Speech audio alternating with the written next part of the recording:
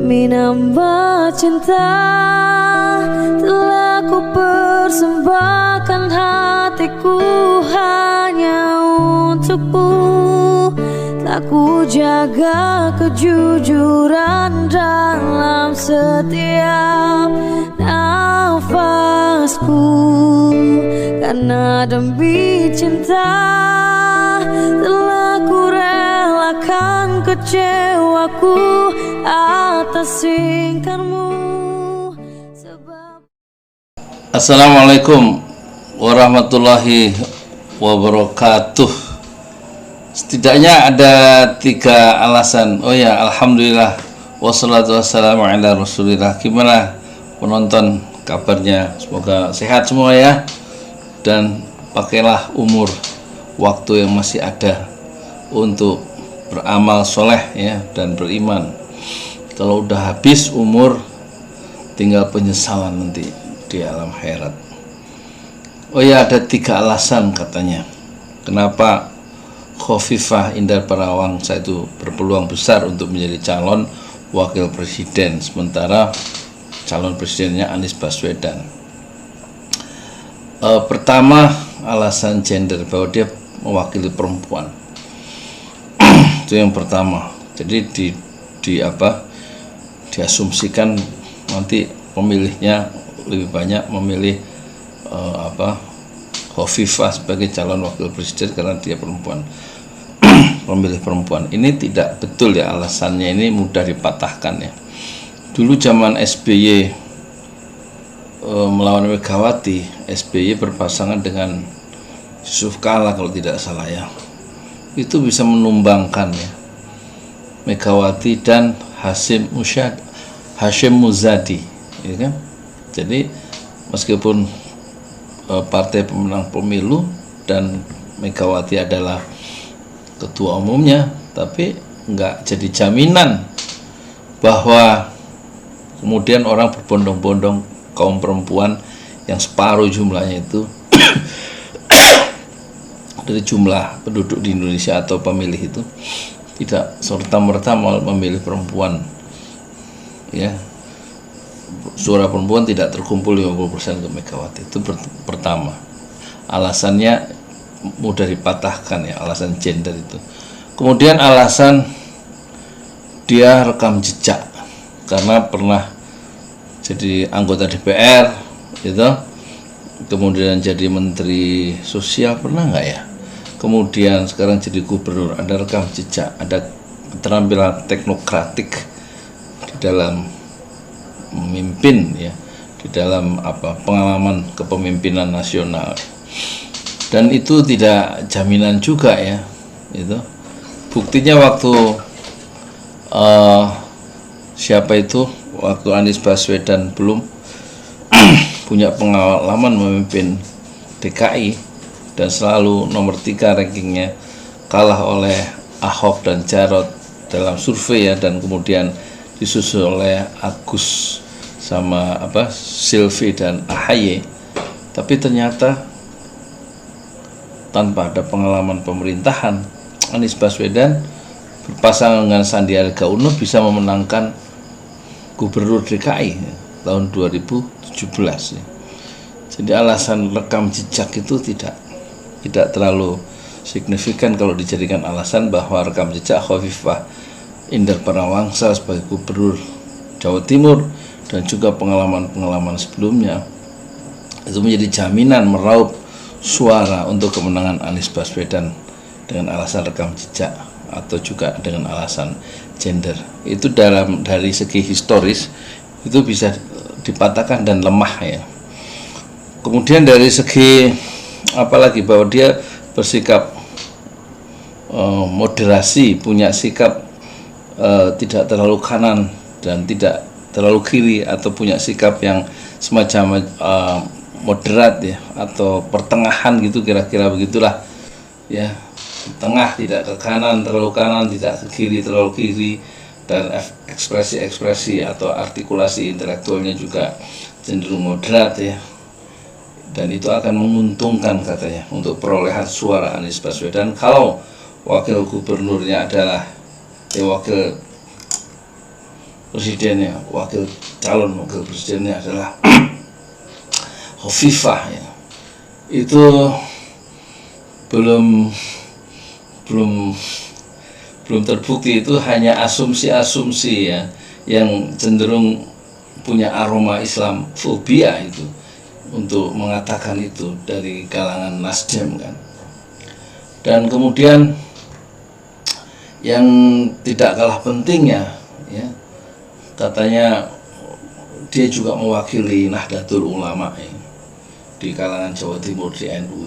Kita mudah patahkan asumsi itu ya, bahwa suara dari Nahdlatul Ulama, dari orang-orang Nahdiyin itu kan terpecah kepada tokoh-tokoh NU yang ada di PKB, Muhaimin Iskandar, terpecah pada tokoh NU yang ada di di P3, tokoh NU yang ada di Golkar, dan tokoh-tokoh NU yang memang memiliki ikatan-ikatan primordial yang tersebar di seluruh partai, dan itu tidak semuanya mengerucut atau menggumpal pada seorang tokoh yang bernama Indar Parawansa ya, Hovifah.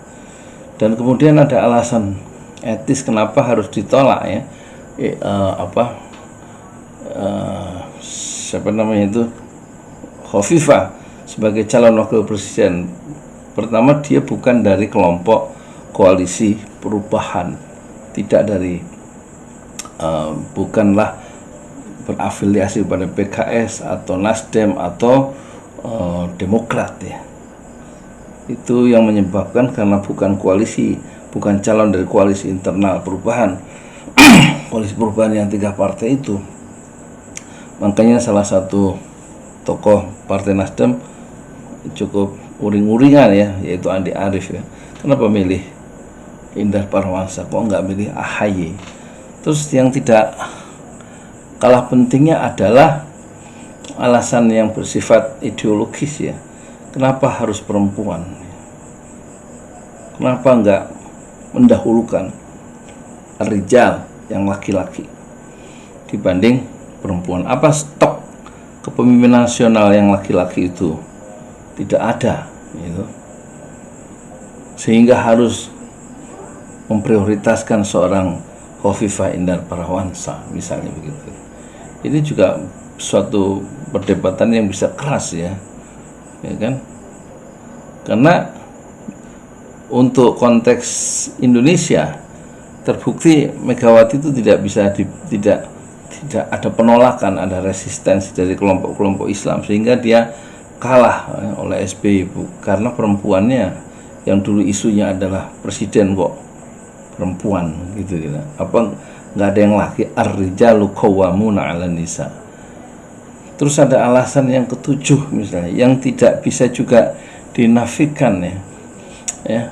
Katanya kalau AHY itu tidak bisa mengeraup suara Jawa Timur, itu tidak betul juga ya, tidak betul juga. Ternyata SBY yang sebagai the newcomer, pemain baru, political player yang baru waktu itu bisa kan mengambil suara dari Jawa Timur ya, karena mungkin infrastruktur yang dipunyai oleh SBY ya.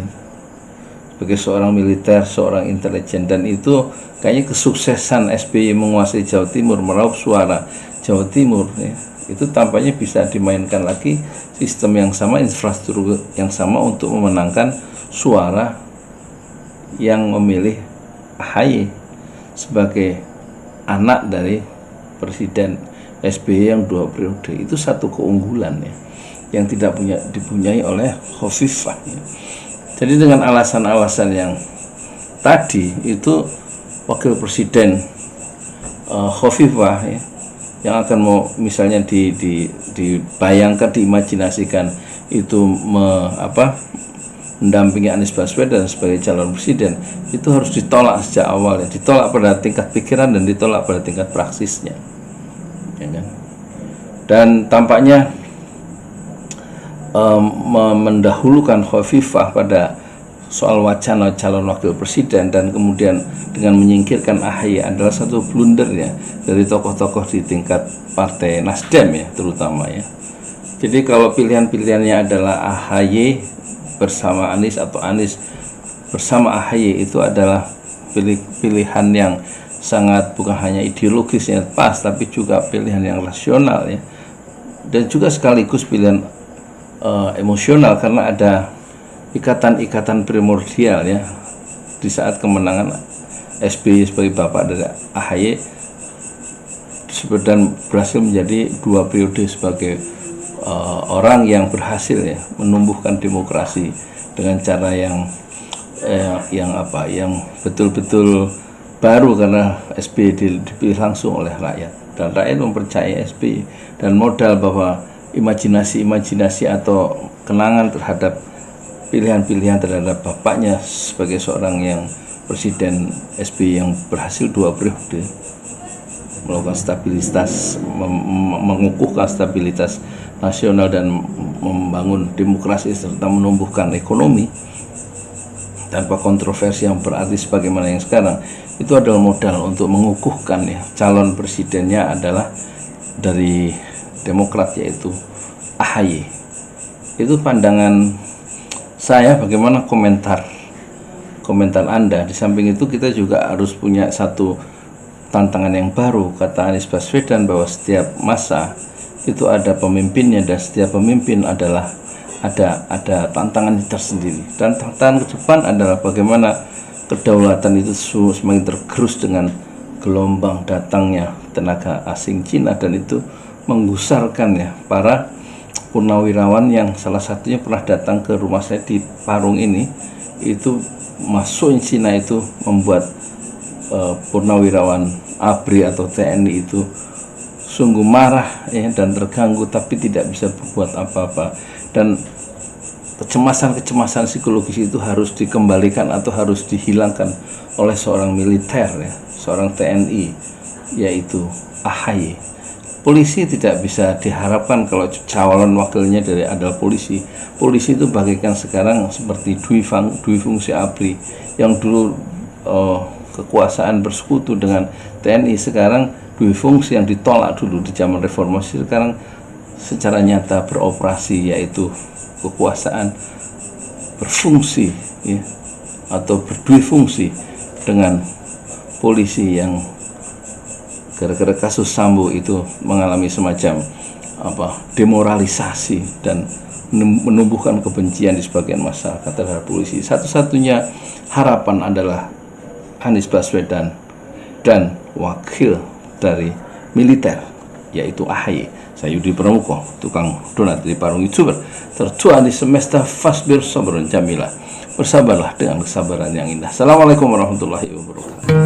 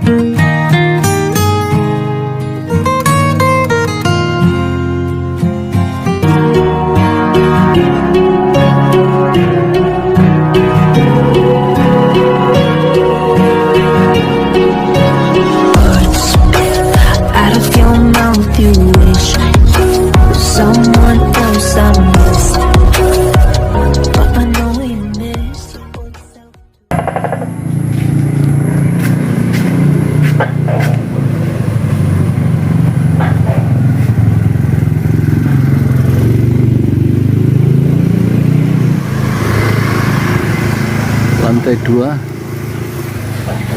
sudah terpasang 11 tiang dari 14 tiang setinggi masing-masing 5 meter.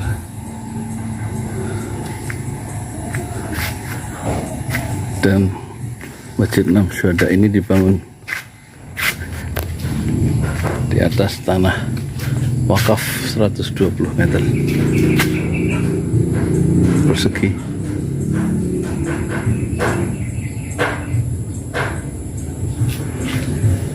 dan sudah 2 minggu kerjaan terhenti sampai pembuatan tempat wudhu, tapi seluruh dinding sudah ditempeli granitnya. Sumbangan dari Bapak Haji Haryanto sebanyak 150 dus termasuk lantai Masjid Nur Syuhada. Sementara semen 200 sak adalah donasi amal jariah dari Bapak Isam Tholib, pendiri dari Radio Silaturahim. Ini juga Pak Ihsan Tholib itu bersama Mercy membangun rumah sakit Indonesia di jalur Gaza. 200 semen sak sangat berguna bagi memperkukuh Masjid Nur Syuhada. Sementara tanah wakaf dari Bapak Haji Paramaarta dari Bogor, besar kecil dana dari seluruh donatur di seluruh dunia, Indonesia dan luar Indonesia. Terkenang kita dengan ucapan Rasulullah, man bana masjidan lillah banallahu lahu fil jannah. Mislah, siapa yang membangun masjid karena Allah, maka Allah membangunkan rumah di surga. Sudah habis dana, kami menghabiskan dana 310 juta sejak 2 Agustus hari Senin 2021, sekarang 28 Februari. Semoga nanti Allah menyelesaikan masjid ini dengan caranya. Wa may yattaqillah, siapa yang meningkatkan hubungan baik dengan Allah, yaj'al lahu makhrajan, maka dia akan membuat jalan keluar, makhrajan, way out, so dari sebuah atau solusi dari sebuah masalah. Wa yarzuqhu min haitsu la yahtasib, dan dialah Allah yang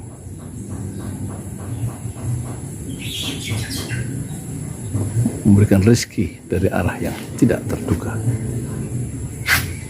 Wa may yattaqillah yaj'al lahu makhrajan wa yarzuqhu min haitsu la yahtasib. Masjid 6 Syuhada. Jazakumullah khairan katsiran. Semoga Allah membalas semua donatur di 5 benua dengan pahala yang berlipat ganda dan membangunkan sebuah rumah di surga. Amin amin ya rabbal alamin.